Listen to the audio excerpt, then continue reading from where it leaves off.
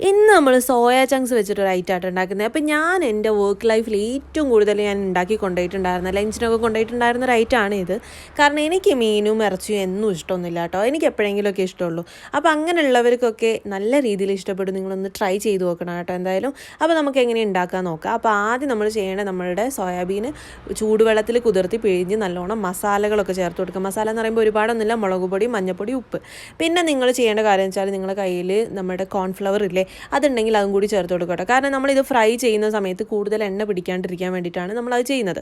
Normally അങ്ങനെയൊന്നും എണ്ണ ഒന്നും സോയാബീന് പിടിക്കില്ല, എന്നാലും നിങ്ങളത് ചേർത്ത് കൊടുക്കുകയാണെങ്കിൽ ഒന്നും കൂടി നല്ല രീതിയിൽ കിട്ടും കേട്ടോ. അപ്പോൾ നമ്മുടെ ആദ്യത്തെ ട്രിപ്പ് സോയാബീൻ ഇതിൽ പൊരിക്കാൻ വേണ്ടിയിട്ടുണ്ട്. അപ്പോൾ ഇത് എങ്ങനെ ഏതൊരു രീതിയിലാണ് നമുക്ക് എടുത്ത് മാറ്റേണ്ടത് അല്ലെങ്കിൽ കോരി മാറ്റേണ്ടത് എന്നുള്ളതും കൂടി ഞാൻ പറഞ്ഞുതരാം കേട്ടോ. അപ്പോൾ ഇത് ഇടയ്ക്കിടയ്ക്കൊന്ന് ഇളക്കി കൊടുക്കുക, കാരണം അപ്പുറം ഇപ്പുറമൊക്കെ ഒന്ന് വെന്ത് വിട്ടട്ടെ. അപ്പോൾ ഈ ഒരു രീതിയിലാണ് നമുക്ക് ഇത് കിട്ടേണ്ടത് കേട്ടോ. കാരണം ഉള്ളിൽ നല്ല സോഫ്റ്റും പുറത്ത് നല്ല മൊരിഞ്ഞിട്ടും ആയിരിക്കും ഇതിലുണ്ടാവും. അപ്പോൾ അടുത്ത ട്രിപ്പും കൂടി നമ്മൾ ഇട്ടിട്ട് പൊരിച്ചെടുത്തിട്ടുണ്ട്. അപ്പോൾ അതിന് ശേഷം നമ്മൾ ഒരു പാൻ വെച്ച്, ഈ സെയിം എണ്ണ തന്നെയാട്ടോ ഞാൻ യൂസ് ചെയ്യുന്നത്. അത് നല്ലോണം ക്ലീൻ ചെയ്തിട്ടാട്ടോ യൂസ് ചെയ്യുന്നത്. അപ്പോൾ നമ്മൾ പാൻ വെച്ച് നമ്മൾ കുനുകുനാന്നെരിഞ്ഞ് നമ്മളുടെ ഗാർലിക്, അതായത് വെളുത്തുള്ളി, ഈ വെളുത്തുള്ളി നമ്മൾ ചേർത്ത് കൊടുക്കുക. എന്നിട്ട് അത് നല്ലോണം മൂത്ത് വരുന്നതിന് ശേഷം ചേർക്കുന്നത് സവോളയും പച്ചമുളകും ആട്ടോ. ഞാൻ ഒരു കുഞ്ഞി സവോളയും പിന്നെ ഒരു പച്ചമുളകും ആട്ടോ എടുത്തിട്ടുള്ളത്. പിന്നെ നമ്മൾ എന്ത് ചെയ്യുക, അത് ഒന്ന് വാടി കിട്ടാൻ വേണ്ടിയിട്ട് കുറച്ച് ഉപ്പ് ചേർത്ത് കൊടുക്കുന്നുണ്ട്. ഉപ്പും കൂടി ഇട്ടിട്ട് നമ്മൾ നല്ലോണം വാട്ടിയെടുക്കുന്നുണ്ട്. നല്ലോണം കിടന്നങ്ങ് വാടട്ടെ അപ്പോൾ ഇത് വാടി വന്നതിന് ശേഷം ഞാൻ ചേർക്കുന്നതെന്ന് പറഞ്ഞാൽ ഒരു മീഡിയം സൈസ് തക്കാളി ആട്ടോ. ഈ തക്കാളി ഇതിലൊരു മെയിൻ ഇൻഗ്രീഡിയൻ്റ് ആട്ടോ. അപ്പോൾ നമ്മൾ എന്തായാലും ചേർത്ത് കൊടുക്കണം. ആ ഒരു മീഡിയം സൈസ് തക്കാളി ഞാൻ കുനുകുനാന്നരിഞ്ഞതാട്ടോ. ആ ഒരു തക്കാളിയും കൂടി നല്ലോണം ഒന്ന് വാടി വന്നതിന് ശേഷം പിന്നെ നമ്മൾ ചേർത്ത് കൊടുക്കാൻ പോകുന്നതെന്ന് പറയുമ്പോൾ നമ്മളുടെ മസാലകളാട്ടോ. മസാലകൾ എന്ന് പറയുമ്പോൾ കൂടുതലൊന്നുമില്ല.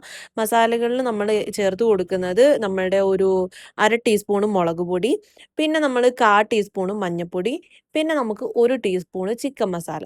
ഇതാണ് ഞാൻ ചേർത്ത് കൊടുക്കുന്നത്. പിന്നെ ഉപ്പ് ഞാൻ ഇടുന്നില്ല, കാരണം നേരത്തെ പറഞ്ഞ പോലെ തന്നെ നമ്മളുടെ സവോളയ്ക്ക് നമ്മൾ ഉപ്പിട്ടിട്ടുണ്ടായിരുന്നു, പിന്നെ സോയാബീൻ പൊരിക്കുന്ന സമയത്ത് ഉപ്പിട്ടിട്ടുണ്ടായിരുന്നു.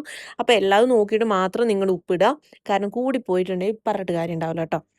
ഉപ്പ് കുറഞ്ഞാലും കുഴപ്പമില്ല, കൂടിക്കഴിഞ്ഞാൽ ഭയങ്കര ബുദ്ധിമുട്ടല്ലേ. അപ്പോൾ ഈ ഒരു മസാലകളൊക്കെ നല്ലോണം ഒന്ന് വാട്ടി കൊടുക്കുക കേട്ടോ. ഇതിന് ശേഷം ഞാൻ ചേർക്കാൻ പോകുന്ന ഒരു സീക്രട്ട് ഇൻഗ്രീഡിയൻ്റ് എന്താണെന്നറിയോ? വേറെ ഒന്നുമല്ല, നമ്മളെ ടൊമാറ്റോ സോസ്. കാരണം ഇത് ഞാൻ എൻ്റെ ലൈഫിൽ ഞാൻ തട്ടിക്കൂട്ടിയ ഒരു സംഭവമാണ്. അപ്പം അത് എനിക്ക് ഇഷ്ടപ്പെട്ടത് കൊണ്ട് ഞാൻ നിങ്ങൾക്ക് ഷെയർ ചെയ്യുന്നതാണ് കേട്ടോ. അപ്പോൾ നമ്മൾ ചേർത്ത് കൊടുത്തിട്ടുണ്ടായിരുന്ന 2 ടീസ്പൂണ് നമ്മുടെ ടൊമാറ്റോ സോസാണ്. അപ്പോൾ നല്ലോണം ഉള്ളിലൊക്കെ ഒന്ന് മിക്സ് ചെയ്യുക. അതിന് ശേഷം നമ്മൾ കോരി മാറ്റി വെച്ച നമ്മളുടെ സോയാബീനാണ് ചേർത്ത് കൊടുക്കുന്നത് കേട്ടോ. ഈ സോയാബീൻ എല്ലാം നല്ലോണം മിക്സ് ചെയ്തതിന് ശേഷം നമ്മൾ കുറച്ച് സമയം ഇതൊന്ന് അടച്ച് വെക്കുന്നത്. കുറച്ച് സമയം എന്ന് പറയുമ്പോൾ ഒരു 3 മിനിറ്റോ ഒരു 5 മിനിറ്റോ ഒക്കെ അടച്ച് വെക്കുക. അടച്ച് വെച്ചതിന് ശേഷം അത് 5 മിനിറ്റ് കഴിഞ്ഞിട്ട് നമ്മൾ തുറന്ന് നോക്കുമ്പം നല്ലൊരു സ്മെല്ല് വരും കേട്ടോ. അതിനുശേഷം നമ്മൾ ചേർത്ത് കൊടുക്കുന്നത് നമ്മളുടെ മല്ലിയിലയും കറിവേപ്പിലയാണ്. പിന്നെ കുറച്ച് കുരുമുളകും കൂടി ഇട്ട് കൊടുക്കുക കേട്ടോ. ഞാൻ മറന്നുപോയി കുരുമുളക് ഇട്ട് കൊടുക്കാൻ. കുരുമുളകും കൂടി നിങ്ങളൊന്ന് ഇട്ട് കൊടുത്തോളൂ, നല്ല ടേസ്റ്റ് ഉണ്ടാവും കേട്ടോ. നല്ല പൊടിച്ച കുരുമുളക് ലാസ്റ്റ് ഇട്ട് കൊടുക്കുമ്പം അത് ചില കറിക്കൊക്കെ നല്ല ടേസ്റ്റ് ആട്ടോ. അങ്ങനെ കുരുമുളക് പൊടിച്ചിടുക എന്ന് പറയുമ്പം അത് വേറെ തന്നെ ഒരു ഫ്ലേവർ നമുക്ക് കിട്ടും. അപ്പോൾ എന്തായാലും നിങ്ങളിതൊന്ന് ട്രൈ ചെയ്ത് നോക്കുക. ട്രൈ ചെയ്തിട്ട് നിങ്ങൾ കമൻറ്റ് ചെയ്യുക ഇഷ്ടപ്പെട്ടു എന്നാണെങ്കിൽ. പിന്നെ നമ്മുടെ ചാനൽ ഇതുവരെ സബ്സ്ക്രൈബ് ചെയ്തിട്ടില്ലെങ്കിൽ സബ്സ്ക്രൈബ് ചെയ്യുക.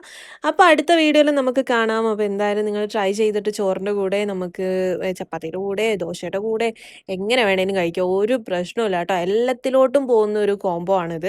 അപ്പോൾ എന്തായാലും ട്രൈ ചെയ്യുക. അപ്പോൾ ടാറ്റാ.